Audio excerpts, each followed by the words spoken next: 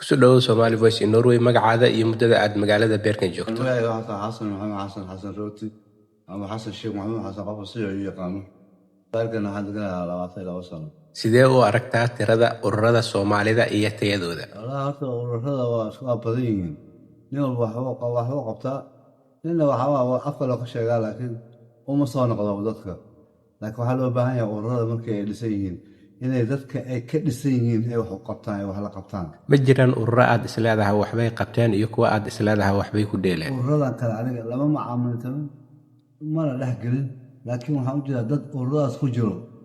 oo sii jiro Maxay ugu baahi badan yihiin bulshada Soomaalida ku dhaqan Bergen iyo nawaaxigeeda? sida baagin ku dhan waxay ugu baahi badan yihiin horta ayaga inay luqadda bartaan waayo haddaadan luqadda baran waddanka aad joogtid lama qabsansid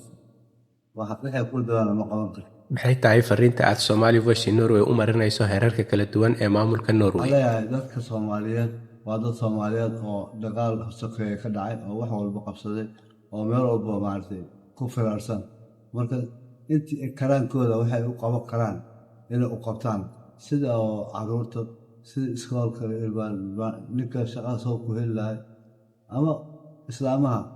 loo yeelo maxaa la dhahaa activity